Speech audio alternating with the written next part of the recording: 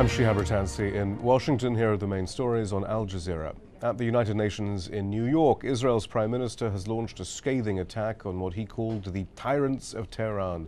Benjamin Netanyahu said the most urgent challenge facing the United Nations today is stopping Iran from producing nuclear arms. Delegates from Iran were absent as Netanyahu denounced the UN for allowing Iranian President Mahmoud Ahmadinejad to address it.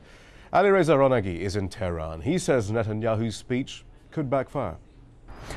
The thing is, Mr. Netanyahu's speech, I think, will not find the right audience among UN members, because the world powers have obviously reached to the point they want to sit down and talk with Iran in a week's time. And that is something that could be seen as the main cause of Israel's ratcheting up the rhetoric, calling for the UN to confront Iran and maybe asking them to support Israel to confront Iran on its own on their behalf. The UN Security Council has unanimously approved a resolution on nuclear disarmament. The new measure calls on members to step up efforts to prevent the spread of nuclear weapons, promote disarmament, and, quote, reduce the risk of nuclear terrorism.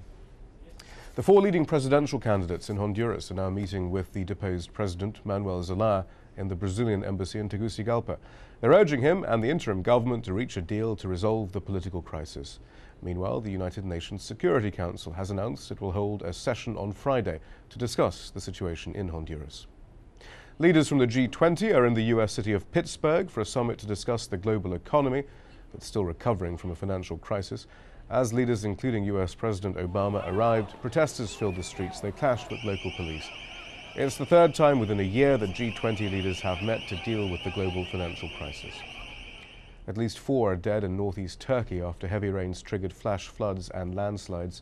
3 members of one family were reported killed near the town of Borca when a landslide wiped out their house. An elderly woman drowned in another village. And those are the headlines. Don't forget, for the news at any time, log on to our website, the address aljazeera.net/English.